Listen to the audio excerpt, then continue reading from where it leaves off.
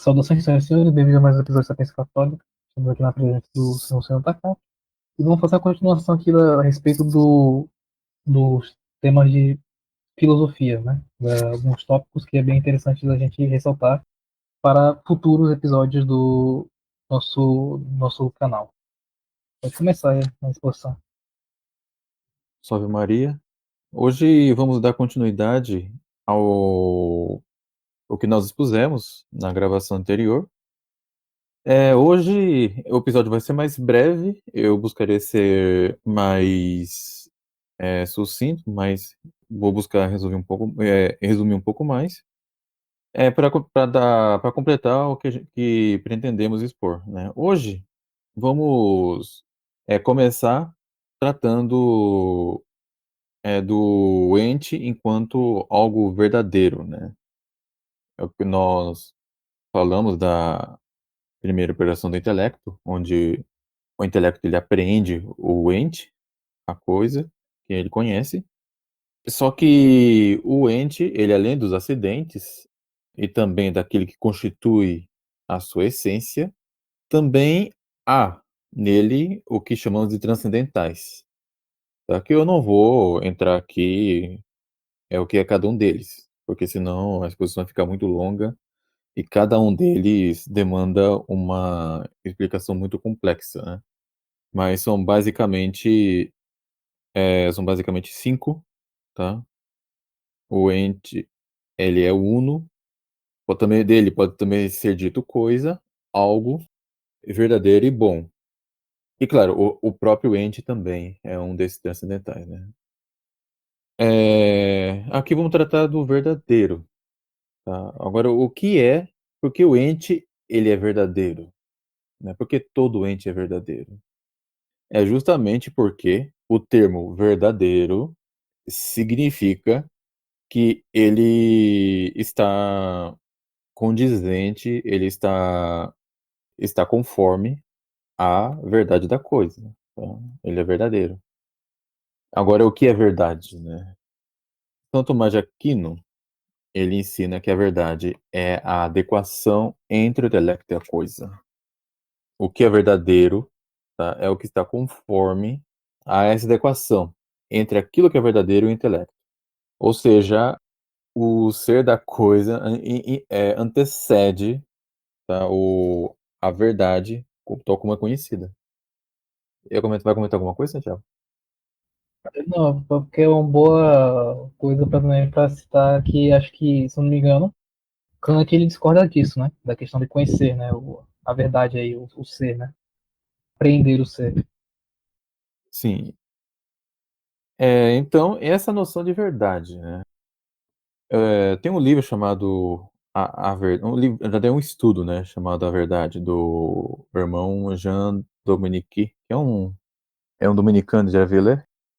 Ele explica, né, que o homem ele não pode ser indiferente à verdade de nenhuma maneira, nem mesmo os mais rudes, porque se a pessoa for indiferente à verdade, ela simplesmente não consegue viver. Porque é uma pessoa, por exemplo, se ela fica doente e vai ao médico, o que ela vai esperar? Que o médico tudo aquilo que o médico disser a ela seja verdadeiro. Se ela vai comprar qualquer coisa, né, ela espera que aquilo que está sendo vendido seja algo verdadeiro dentro daquilo que está especificado ali. Ou seja, no final das contas, a pessoa não consegue viver sendo indiferente à verdade. Até porque tudo que ela ouvir, tudo que ela lê, tudo que ela mesmo perceber tem que ser verdadeiro. Tem que estar conforme a verdade. Então não é esse amor à verdade não é algo próprio exatamente dos filósofos, né? É de qualquer pessoa que queira ter uma vida minimamente decente. Só uma dúvida quanto à questão da verdade, é porque, até onde eu sei, também vamos dizer assim, entre essas classes de verdade, né? Existem verdades metafísicas, existem verdades dos fatos, né? Coisas dos fatos, do cotidiano, físicas, né? Também. Tem algumas definições. Como é que é essa? Como é bem dividida essa questão das verdades? São noções de verdade, só que isso é sobre aspectos diferentes, né? São Tomás de Aquino, ele, por exemplo, ele diz que uma coisa pode ser verdadeira ontologicamente, tá? Por exemplo, você vê um homem, aquilo é um homem de fato, entendeu? Não é uma outra coisa. E também ou seja, essa verdade é quando há uma adequação entre aquilo que se conhece e a essência real daquilo que está sendo conhecido, tá? Você conhece o homem, esse homem é um homem de fato. E também há algo que é verdadeiro conforme, a coisa seja aquilo que você espera. Por exemplo, quando você vê uma maçã que é de cera, né, uma maçã de cera, que não é maçã de verdade, né. Você vê que aquilo não é uma verdadeira maçã, é um artefato feito de cera que parece maçã, tá. Uma verdadeira maçã ela é uma fruta comestível, etcétera, então não é o caso. Também tem aquela verdade, coisa, algo é verdadeiro, quando algo é muito excelente. Não quer dizer que se não for excelente seja falso, né. Mas às vezes também tem essa noção, né. Quando a gente fala que Aristóteles é um verdadeiro filósofo, a gente está querendo enfatizar a sua excelência nesse aspecto. Não sei se eu fui claro, mas Sim, sim. É porque nesse caso você fala que é um verdadeiro filósofo, parece mais um advérbio de intensidade, né? sim, sim. Só para ressaltar. É mais para enfatizar. Agora por que eu estou expondo isso, né? Porque, bem, o Padre Caldeirão, ele indo inclusive um pouco na contramão de muitos tomistas, né, muitos tomistas eles ensinam que a noção de verdade não se daria na primeira operação do intelecto, quando o intelecto apreende a quididade da coisa. O Padre Caldeirão já vai ensinar diferente, né, e dizer que afirmar que realmente a noção de verdade já vai se dar na primeira operação, tá. Quando você aprende a quididade de uma coisa, você já aprende a verdade dessa coisa. Ou seja, diferente de muitos que dizem que se dá na segunda operação. Mas o que é a segunda operação do intelecto? É quando você vai começar a compor, por assim dizer, o juízo. Pode ser também chamado de juízo e de divisão em composição. Por exemplo, o ver a grama é uma quididade, você aprende aquilo. O verde da grama é uma outra quididade que você vai aprender. Agora a composição, a grama é verde, já é algo da segunda operação do intelecto. Segundo o intelecto, ele vai emitir esses juízos, tá? Fulano é alto, fulano é homem, etc, né? A terceira operação do intelecto, ela é o que nós chamamos de raciocínio. Esse daí já demanda uma explicação mais ampla. O raciocínio, ela vai ter um caráter mais investigativo mesmo, tá? Ela vai buscar conhecer a coisa já pelas suas causas, que a gente vai abordar daqui a pouco, entendeu? Há duas formas, de raciocínio. Tem um raciocínio que é da causa para o efeito, que é o raciocínio propter quid, tá? Por exemplo, você quer saber se a água ela realmente ferverá a uma temperatura de 100 graus, né? Aí você vai realizar essa experiência, da causa para o efeito. E tem o raciocínio quia, que é do efeito para a causa. Esse raciocínio que a gente usa, inclusive, para demonstrar o ser de Deus, como a gente fez no episódio contra o ateísmo. A gente observa o efeito para investigar a causa. Tá? É uma investigação bem de detetive, né? Diga-se de passagem. Agora vamos pro cerne central de toda a filosofia aristotélica. O que seria? É a É. questão das causas. Hipomorfismo, né? Assim, o heliomorfismo é a doutrina que ensina que as coisas materiais, as coisas que nós conhecemos pelos sentidos, são compostas de matéria e forma, tá? É um duplo princípio do ente da substância composta, né? A forma, como vou expor daqui a pouco, é a causa material da coisa, enquanto que a forma é a causa formal, tá? Excluindo um, a coisa deixa de ser. Né? O homem, por exemplo, quando ele morre, ele perde a sua forma substancial, que é a alma racional. Sem alma racional, o homem deixa de ser homem, não é mais homem. Assim como a alma separada do corpo também não é homem, tá? Eu acho que é Santo Tomás que fala, né, que uma alma, um corpo sem alma é um cadáver, né? Sim, é o que nós chamamos de cadáver, né? Por exemplo, se uma pessoa chamada João morrer, tá, e o seu cadáver está ali na sala, a gente não vai chamar, a gente nem fala, né, que é João. Não, é o corpo do João que está ali, porque ele se foi. Não é mais uma pessoa. Quando a pessoa ela perde, ela morre, a partir do momento que a alma se separa do corpo, o corpo já vai imediatamente entrar em estado de corrupção, porque ele já não é mais alguém que está ali. Houve ali Sim. uma mudança substancial na coisa mesmo, tá? Cadáver não é uma pessoa. É, de certa maneira, Takaki, também, tipo, a gente fala que da alma, né? Que a gente, como você fala que a alma é a forma substancial, né? E a forma, já adiantando o que você vai dizer, né? A forma é o que é a coisa, né? Então, Sim, tipo, como a alma, né? É o que dá vida, o que anima, né? Ânima. Aí tem a coisa da questão da personalidade, tem as potências, né? Etc. Então, é o que faz a pessoa ser aquela pessoa, né? De fato. Né? A alma dela é o que faz ela, vou falar assim, é um truísmo, mas o que faz ela ser ela mesma. Né? Por isso que a gente disse que não é mais um homem também, né? Claro que já perdeu a forma substancial e também porque ela deixa de ser ela mesma, que só sobrou o cadáver, né? Sobrou, vamos dizer assim, a casca, quase, que é o corpo. sim, exatamente. E claro, não esqueci, não confundir a forma substancial com a forma acidental. São coisas diferentes. Mas, bem, mas para compreender melhor a doutrina heliomórfica, temos que conhecer bem a questão das causas. No comentário à Física de Aristóteles, Santo Tomás de Aquino, ele conceitua a causa como aquilo de que dependem as coisas para o seu ser ou produção. Esse termo produção é importante colocar aqui, tá? Vocês já vão saber por quê.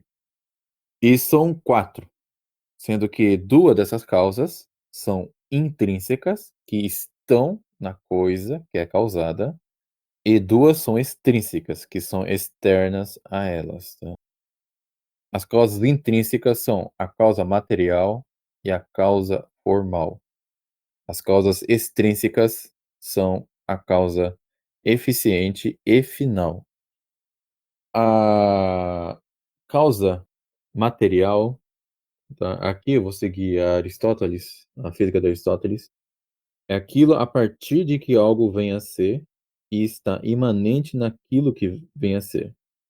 Por exemplo, ele dá o exemplo do bronze da estátua, por exemplo, né? Uma estátua que é de bronze.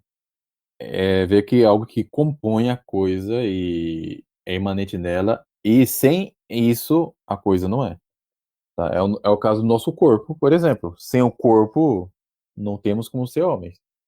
É uma parte realmente essencial da coisa, sem a qual a coisa não pode ser. A causa formal é aquilo que já dá o ser à coisa, tá? Dá o ser à matéria da causa material. O exemplo da estátua não é muito perfeita, mas é para ajudar, tá? Porque, só para esclarecer, a figura da estátua não é a forma substancial dela, tá? É a forma acidental daquela matéria. Por exemplo, se pegarmos o Moisés de Michelangelo. A figura do Moisés que Michelangelo imprimiu, esculpiu naquela estátua, naquele bloco de mármore, tá? É uma forma acidental. Tá? O que tem forma substancial em si mesma é o mármore usado para fazer aquela estátua. Mas o exemplo de coisas artificiais é só para auxiliar mesmo. Eu creio que vai ter que ser necessário até dar só um recapitulado breve. Essa questão de. Isso foi falado mais extensivamente no primeiro episódio, tá? Mas é bom falar a respeito depois dessa questão de uma forma substancial, uma forma acidental, né? E tem a questão da matéria-prima que a gente vai ver, isso acho que você vai explicar depois, né?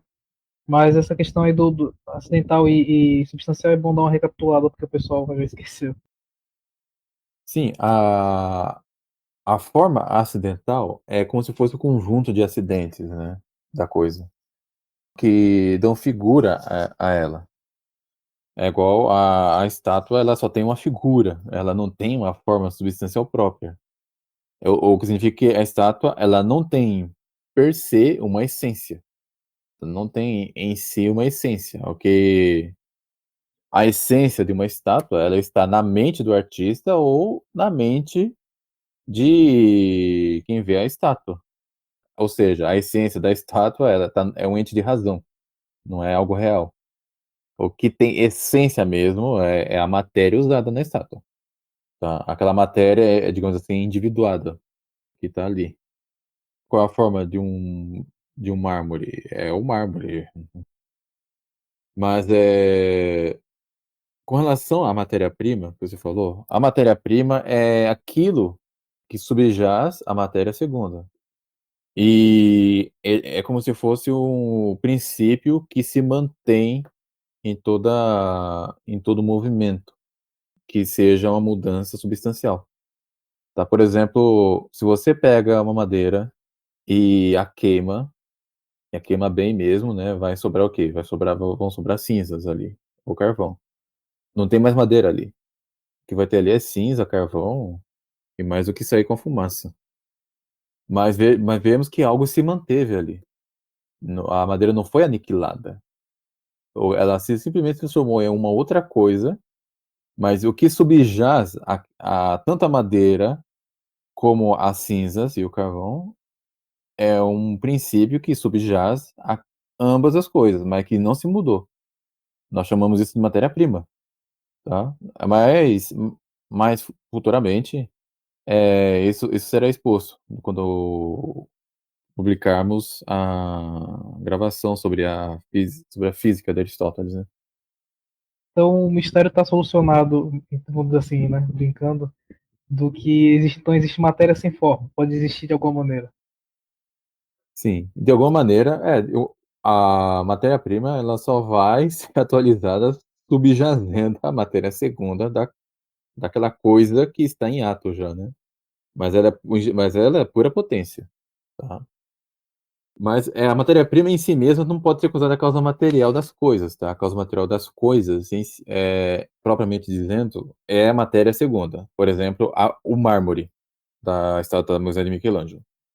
Ela é a causa material mesmo, porque não faz sentido a gente dizer que a matéria-prima é a causa material, né, porque seria a causa material de tudo que existe. Esses são Uhum. dois pri são 2 causas intrínsecas. As causas intrínsecas são as que são externas à coisa, tá. Por exemplo, nesse exemplo do Moisés e Michelangelo, a causa eficiente é evidentemente Michelangelo, o escultor, tá. Participado dessa causa eficiente, tem causas secundárias que podemos chamar de causa instrumental. Por exemplo, o cinzel, tá. Só que o cinzel em si mesmo não pode ser causa de nada. Ele vai ser um instrumento na mão do escultor. Ele tem potência para participar da causa eficiente, tá. Isso é interessante saber.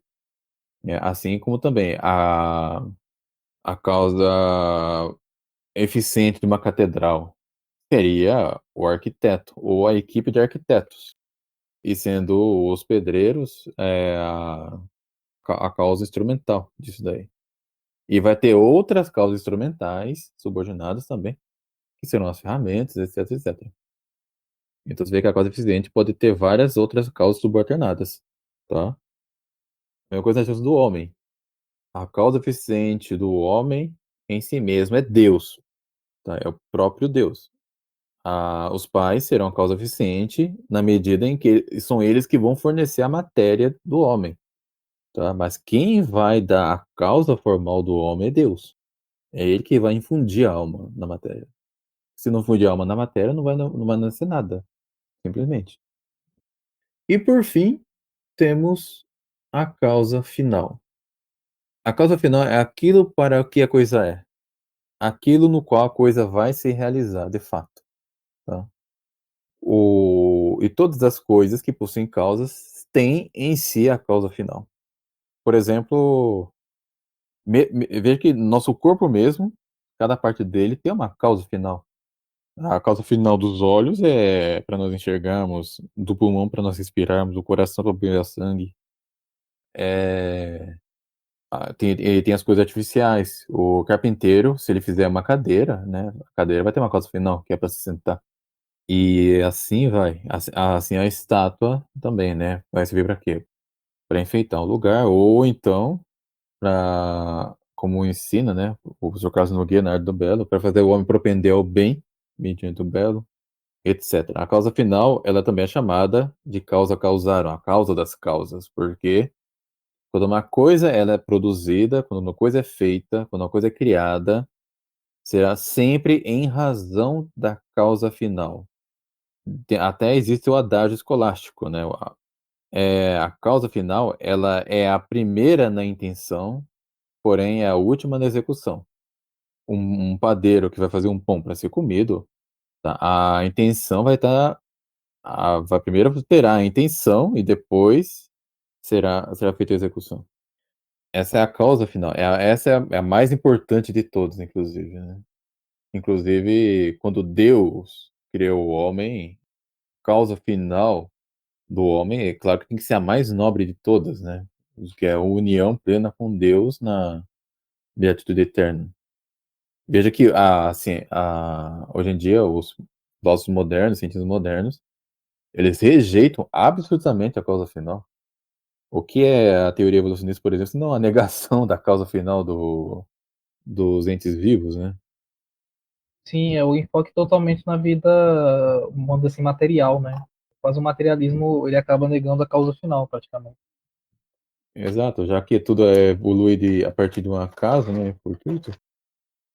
Mas, então é basicamente isso, tá?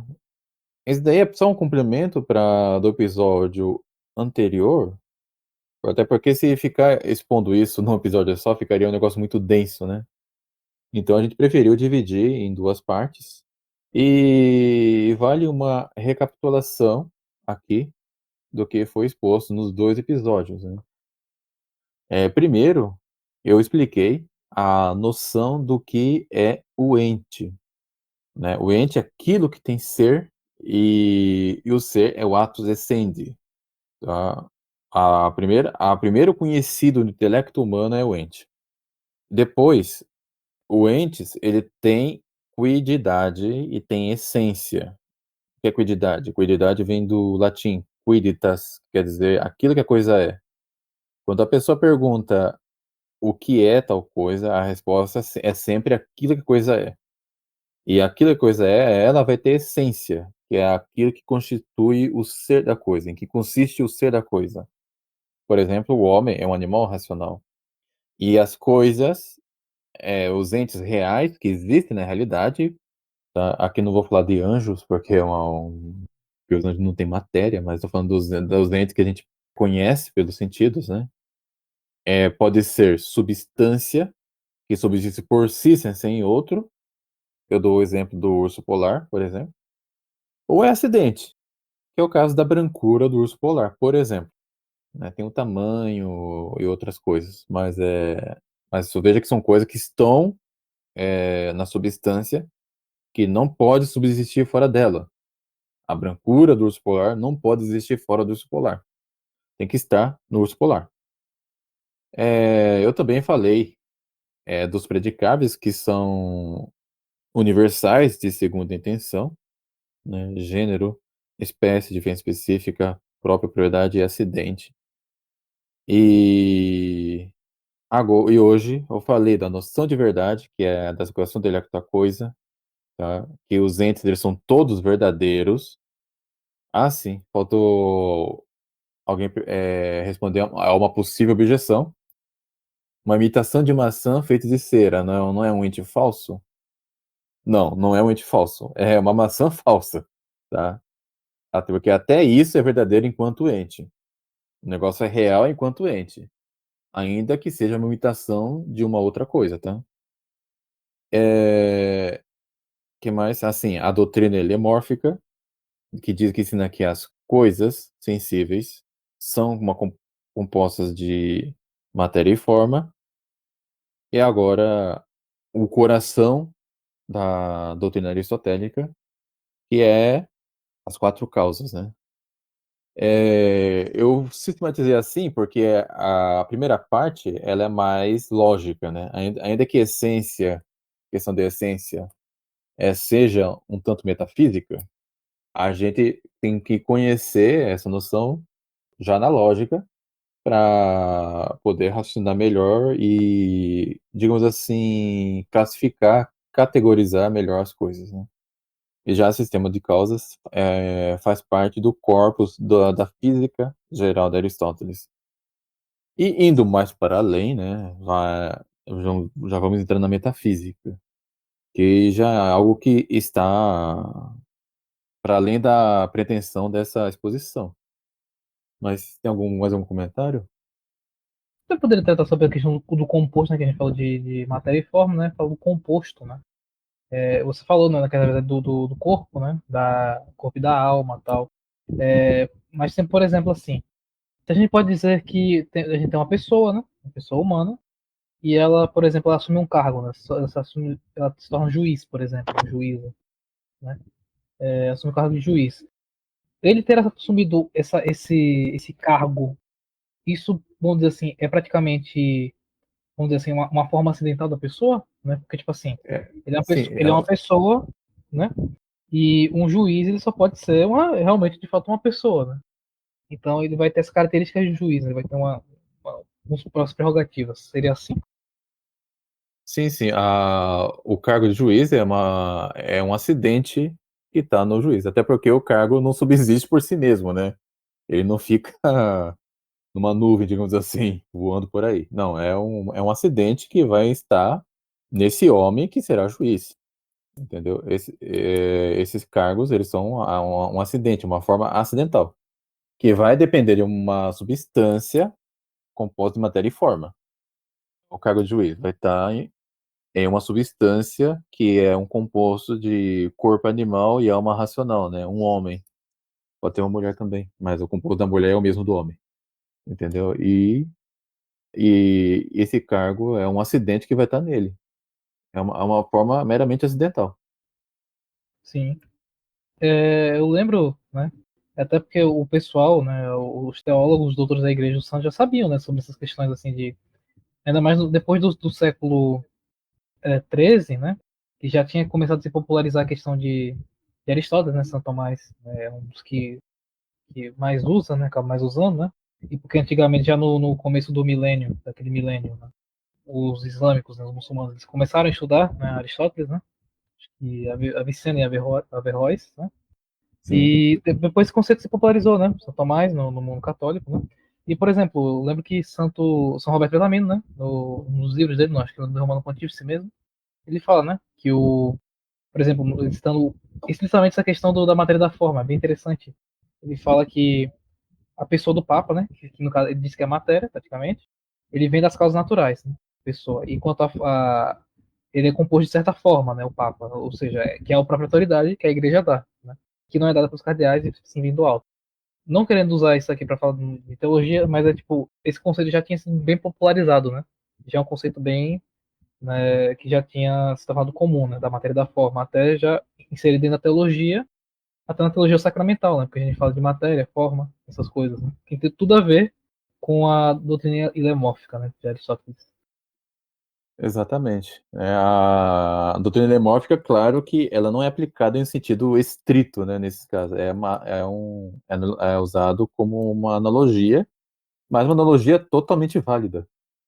E é muito importante, inclusive, conhecermos, né, a doutrina lemórfica, tudo isso que nós expusemos aqui, porque nos ajuda a compreender bem esses princípios teológicos. Até porque a teologia, como eu disse, ela está acima, ela transcende, né, todas as ciências, né? Transcende todas. Porque indo lá de baixo para cima, né? Indo do mais baixo até o mais elevado, né? Temos a gramática, que estuda as normas da nossa língua, para nós escrevermos corretamente e lermos também. Aí tem a lógica, que a ciência é propedêutica para todas as demais ciências, que nos dá todo o instrumental, toda a ferramenta, toda a estrutura para alcançarmos a ciência. Depois, nós temos a física geral aristotélicas, que vão se dividir em outras ciências, como cosmologia, química, biologia, etc. Aí tem as ciências do agir humano, as ciências práticas. Veja que quanto mais você eleva, mais abstrata ela vai ficando, porque ela vai ficar cada vez menos dependente daquilo que é material. Isso é interessante perceber. Tá? As Sim. ciências práticas são a ética, as ciências econômicas e a política. Depois tem ciências matemáticas, como geometria e a aritmética, tá? Que são a ciência do ens quanto, a ciência do ente enquanto quantidade. E aí sim vem a metafísica. Mas veja que até a metafísica, da gramática lá embaixo até a metafísica, tudo isso são coisas que a gente pode conhecer pela razão natural, pela luz da razão natural, só investigando aquilo que existe. Tá, cara, só aproveitando o que você falou da matemática, né? A matemática é um estudo, é uma área, é uma ciência que se praticamente você faz demonstrações, né? Você prova verdades por Sim. demonstrações. Aí você faz a dedução, etc. É uma parte bem dedutiva. As verdades da matemática, elas podem se encaixar como verdades metafísicas, são verdades metafísicas, por exemplo, 2 mais 2 é 4, né? Independentemente, né? Que Não exatamente. seria. É que a quantidade na coisa é um acidente, né? Tem um acidente chamado, nas 10 categorias de Aristóteles, um deles é a quantidade. Tá? Mas a matemática ela estuda a quantidade de uma maneira bem abstrata, né? Por exemplo, né, quando a gente vai fazer cálculo, né, usando uma linguagem bem infantil, lá eu digo infância, né? Por exemplo, se temos duas maçãs, somamos mais duas maçãs, temos quatro maçãs. A matemática ela não está interessada em como a maçã é, entendeu? Não está interessada nos outros acidentes da Sim, maçã. Não quer saber se a maçã é vermelha, se está verde, se pode ter uma podre, não. Tá tratando da maçã enquanto quantidade de maneira bem abstrata. Tá? Então sim. a matemática trata só da quantidade mesmo. Eu lembro que o Richard Feynman, né, aquele físico famoso, ele fala, né, que os matemáticos eles não ligam da unidade, essas coisas e tal. Eles fazem o cálculo, né? Mostram como faz o cálculo e tá bom. Os físicos se preocupam Acabou. com essas coisas, com o que chamam de fenômenos, né? Sim, as outras coisas são tudo ciência. Agora, o que tem a teologia sagrada? A teologia sagrada, ela vai usar de todas as ciências meramente como servas, né? Como instrumental para compreender aquilo que é revelado, porque a matéria da teologia sagrada é a revelação divina.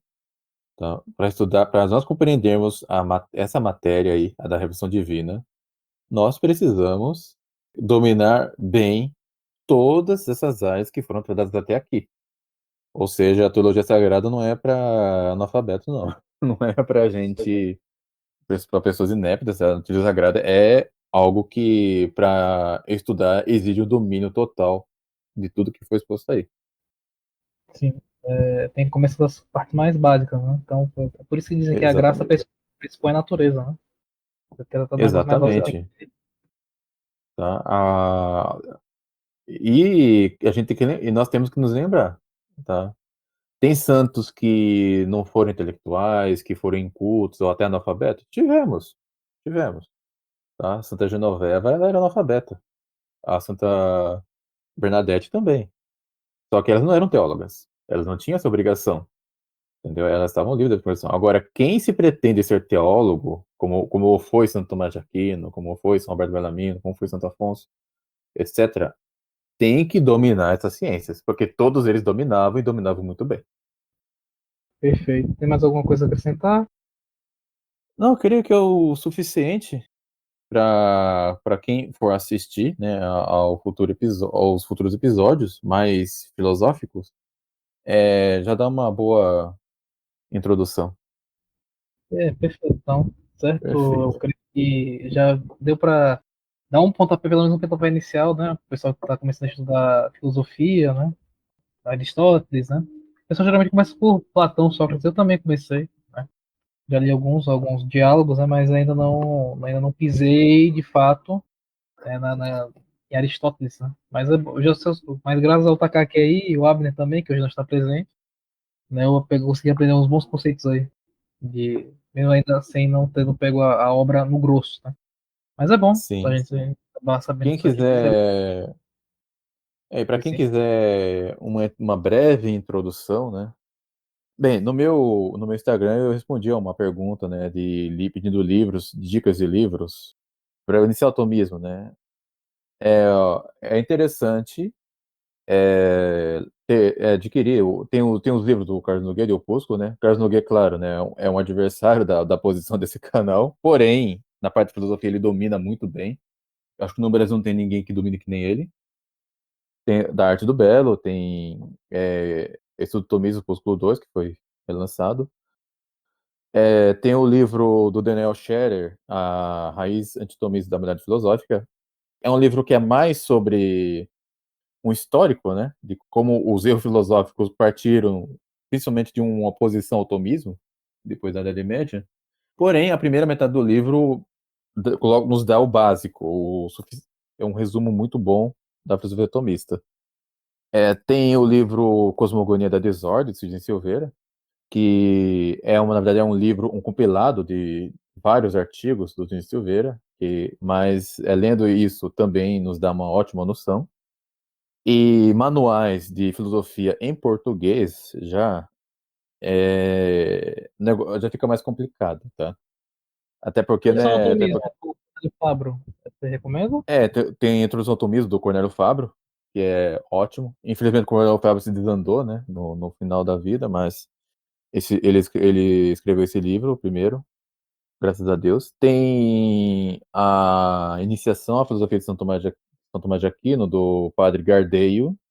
São 2 volumes, caríssimos, caríssimos, acho que cada um deles custa mais de R$ 100, mas é o melhor manual traduzido em português, tá? E tem um que é bem mais difícil, que a gente só encontra em PDF, que é Os Princípios da Filosofia de São Tomás de Aquino, do padre Edouard Igon. Tá? Não está vendo em nenhum lugar, eu já procurei, não está vendo em nenhum lugar, mas você encontra o PDF na internet. Quem tiver paciência em PDF, tá aí a sugestão. Recomendo que imprimam, tá?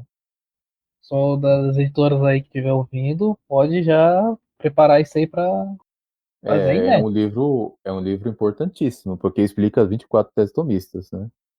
E tem também, bem, eu ouvi dizer que estão pretendendo lançar um Brás da Filosofia, de La Filosofia, do Padre Caldeirão, que é o melhor livro de lógica que existe, apesar de que eu achar que não é necessário exatamente traduzir, né? Porque é em espanhol. Bem, mas para quem tem dificuldade de espanhol, acho que seria muito útil também, a traduzir mesmo. É o melhor livro de lógica que temos. E do mesmo Padre Caldeirão temos lá no Toraleza e Causas, que são 2 volumes que também não está disponível em lugar nenhum, tá? Só em PDF e é muito difícil de adquirir. Bem, eu os tenho, né? Mas quem quiser adquirir pode entrar em contato direto comigo. Tem pessoal que pode aí também, né? Mergulhar em É, Aristóteles direto, né? Vai nas obras completas e é, mergulha só, só. é, é difícil, os escritos ali são bem obscuros, né? Para quem tiver cacife, para quem for usar, né? Muitos indicam o Aristóteles para Todos, Mortimer Adler. É um pouco mais problemático, tá? Porque o Mortimer Adler, ele era aristotélico puro, sem ser tomista. Mas também quebra o galho também. Quebra o galho também. Tá? Mas creio que Sim, seja isso. sim. Até porque é bom lembrar também para o pessoal que for ler o Aristóteles direto, tem que saber que os livros dele vão em ordem, né? Ele começa por lógica, você tem que começar pelos livros dele de lógica, depois os que falam da questão até da matemática, né? Aí depois vem a física, vem a ética e depois vem a metafísica, né? Aí vem aquela ordem do. É que eu não. Tem um livro que eu mandei uma lista uma vez, né? Aí a gente mandou uma lista aí sobre desses estudos, vamos disponibilizar essa lista depois. Mas começava por exemplo, o Perermenéias, né? Só que tem um livro, acho que antes ou depois. Perermenéias é o da. Eu não sei, eu não lembro do título em português, você lembra, Takai? Primeiro, foi traduzido como sobreinterpretação, né? tem um comentário de São Tomás de Aquino, comentários sobre interpretação. Tem um comentário à metafísica de Aristóteles também. Eu já adianto que são livros muito densos, tá? É da vida editorial. Eu tenho aqui comigo o comentário à metafísica e o comentário sobre interpretação, que também é bom, porque o Perimeneu de Aristóteles, o próprio Santo Tomás de Aquino disse que é um livro muito obscuro. Então você vê, imagine o nível do negócio aí, né? É um livro realmente complicadíssimo, mas o comentário de Santo Tomás de Aquino já joga muitas luzes. E sobre a interpretação, só me engano meu, faz parte. Não lembro se faz parte do corpo do órgão, não. Tá? Não lembro agora. Mas acredito que sim. Mais algum comentário aí? Não acho que é o suficiente para ajudar o pessoal, acho que é o suficiente. Então vamos aqui encerrar, né, o episódio, né? Isso aqui eu vi até o final. Isso aqui é uma boa introdução, repetindo, né? Uma boa introdução à questão da filosofia, né? E, bom, teremos alguns episódios, né? Em breve aí, a respeito de temas filosóficos, profundamente filosóficos, se preparem, né? E com esse pouco vocês vão conseguir compreender, né? Mas vão ser episódios bem mais densos, né? Mas sim, vale a pena, né? Compensa aprender isso aí, porque aprender boa filosofia hoje é difícil. Então, é sempre bom que a gente consiga trazer essa luz aí. Mas enfim, saudações, senhoras e senhores, Ave Maria, até mais, Deus abençoe Ave vocês. Maria. Tchau, tchau.